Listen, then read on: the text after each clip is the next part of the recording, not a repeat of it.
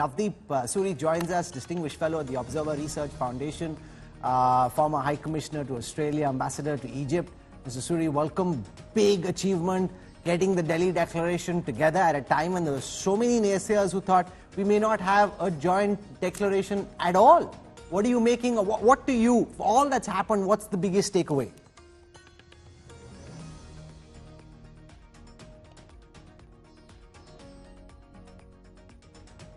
Navdeep ji, do you hear me? Navdeep Suri, can you hear me, sir? Okay, he can't hear us. You know, he's not able to hear me just now. So give me a moment. I'll try and fix that audio connection with Ambassador Suri in just a moment from now. I got it. Okay, you hear me now, sir? Yes, I can. Okay, fantastic. Welcome. We have no millets, we have no meal to serve you, but I have a few questions to throw at you. So question number one, what according to you has been the biggest takeaway since the morning? I think the fact that we got a comprehensive declaration with consensus on all sections, including the contentious Ukraine bit, is a very, very big deal. Secondly, from my perspective as somebody who's lived in the Middle East, I think that the agreement for this infrastructure corridor or economic corridor linking India with West Asia, with Europe. It's something that I've written about a couple of times, and I think this has enormous potential. And the third is, again, you know, it's about Africa and getting African No, but Union. Can I ask you, what purpose does this rail link serve? So let's imagine that there is a rail link. We've already seen with the BRI, a lot of infrastructure gets built and then they're grappling their heads around how do you get people to use it. If this rail link were to be built, what actual purpose do you see it serve? So it isn't just a rail link, right? It's a combination of it's a combination of a shipping link plus a rail link. And it could cut the transit times from India to Europe by about 40%. Instead of 18 days currently or 17 days that it takes to send a container from, say, Mumbai to Piraeus in Greece, which is the big transshipment port for Europe, via the Suez Canal, it would take less than 10 days if you did a multimodal of sending it from Mumbai to Jebel Ali in Dubai. You already have fairly decent high-speed freight rail connectivity from UAE through Saudi Arabia to the Jordanian border. You cross the Jordanian border into Israel and you're in Haifa. And from Haifa, again on ship to Piraeus. So what I'm saying is that if you're talking about facilitating trade... But some of these countries have really, you know, strange relations. They may not be completely estranged at this moment, but they've been deeply estranged in the past, and things could turn as well. Is that a risk that we carry? Well, as of now, I think the fact that Saudi Arabia seems to be on board on this, the fact that the meeting to discuss this between the four national security advisors took place in Riyadh in May, where UAE, Saudi Arabia, India, and United States, NSAs met to really put the details into place. I think it's very much doable. The Israelis have obviously been the most enthusiastic advocates of this. And the interesting thing here is you're not creating something from scratch. Much of the rail connectivity is already in place. And in a sense, Rahul, if you go back just a millennia or so, you are recreating the old trade links where spices used to be carried and other products used to be carried from Indian coast to the Gulf Coast and then on camels to Egypt and to Europe. You're going to replace that with high-speed rail links and revive connectivity that always used to exist and certainly perhaps more efficient than the Suez Canal. Oh, most certainly. And but there is this concern, even when we were building the India-Iran pipeline, there were concerns about what may happen if relations turn sour, and they did, and that exposes the geopolitical vulnerability that comes into play later. At this moment, they're all coming together, making this happen, and I heard from Amitabh Kant, and I interviewed him a short while before this, Navdeep Suri, how Prime Minister Modi said, this is the declaration, now sign it. That's what Amitabh Kant says. He told the other Sherpas, if you have a problem with the text of this declaration, get your leader to speak to my leader. That only happens when you have a lot of confidence in the stature of your leader on the international stage to be even bombastically able to say something like that to the other Sherpas. Well, I think, the success has really happened at two levels. One is Prime Minister Modi, Foreign Minister Jaishankar, NSA Mr. Doval, speaking with their counterparts in key countries and making sure that the leadership of those countries is aligned, and the bureaucracy, people like us, diplomats who would pick the fine print, don't become stumbling blocks. But at the next level is our own diplomats, and please give a big shout out to them. Oh, sure. Because they have a well-deserved reputation globally for pulling this rabbit out of a hat and creating a consensus amongst opposing sides by virtue of creative language and draftsmanship. I mean, if you look at Ukraine as a case in point, it doesn't mention Russia, but it doesn't leave anyone in any doubt that Russia has been the aggressor, and there's very strong language on territorial integrity and use of force and threat of nuclear weapons and all of that. So, on a slightly lighter note, I'm now beginning to wonder where President Biden is, where the Sheikh of Saudi Arabia is. Ordinarily, if this was Rashtrapati Bhavan and this was any of us, if you're not here on time, you're blocked out. But if you are President of the United States or the Sheikh or Justin Trudeau, I suppose they keep the doors open for you. Otherwise, if this was to start at, say, 7, if you weren't there by 6, they'd shut Rashtrapati Bhavan down. This, of course, is at the Bharat Mandapam. But I suppose they're coming late. Is there any way of knowing, Navdeep Suri, why that would be the case? I mean, this is like a state banquet. You really should show up on time?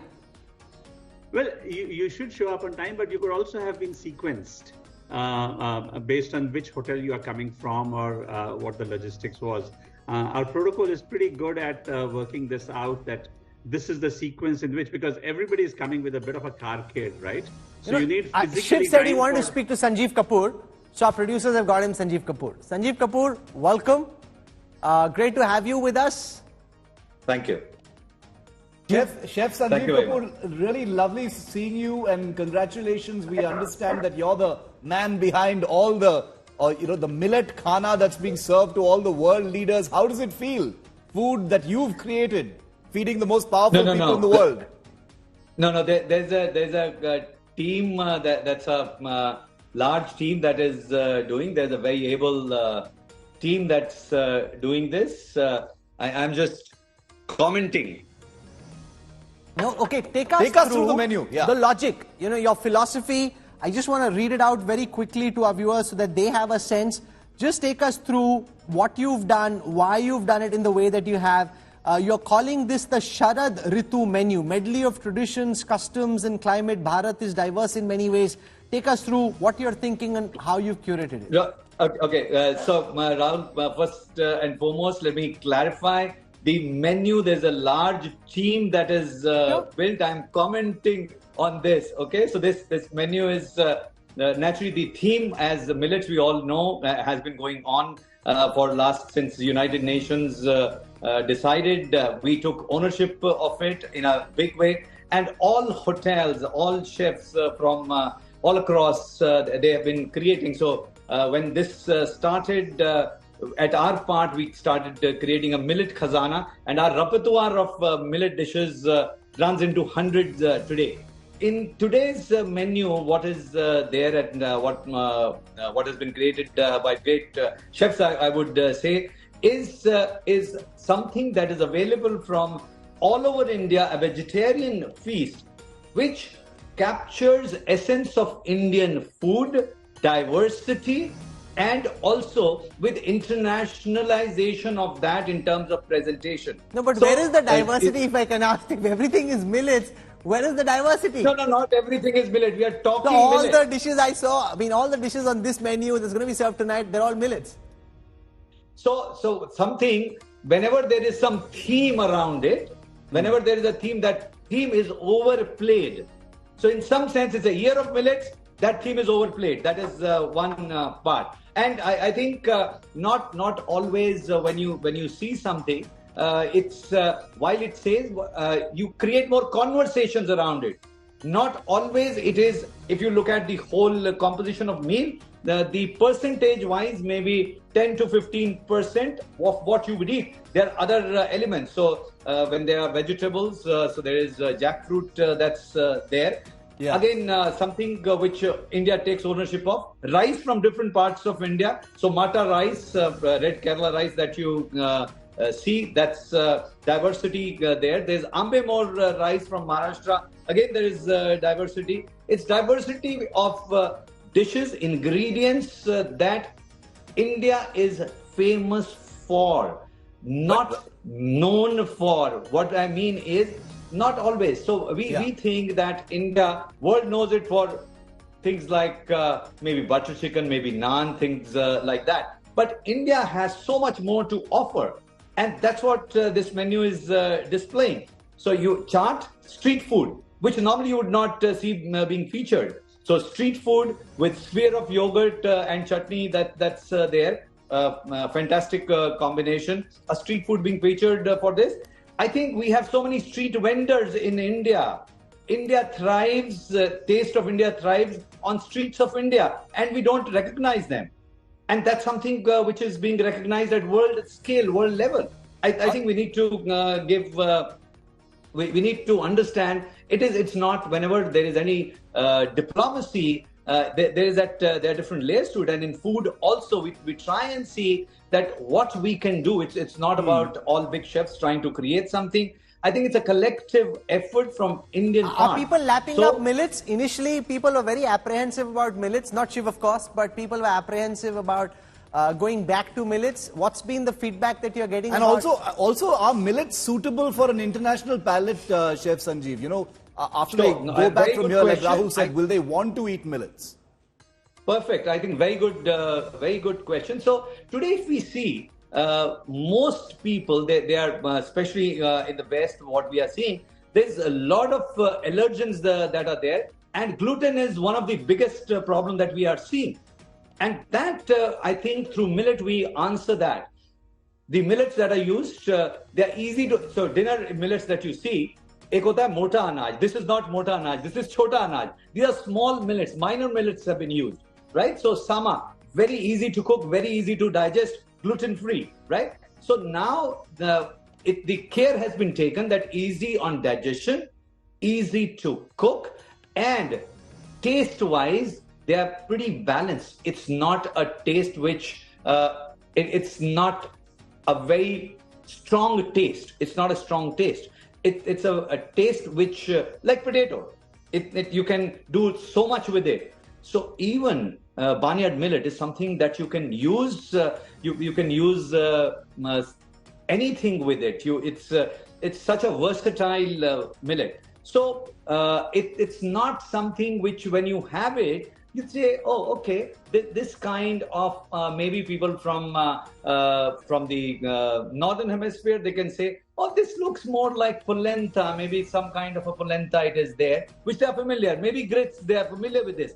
So it's not taste, texture, flavor, smell. It's not something that's too offensive. It's not something that's too alien.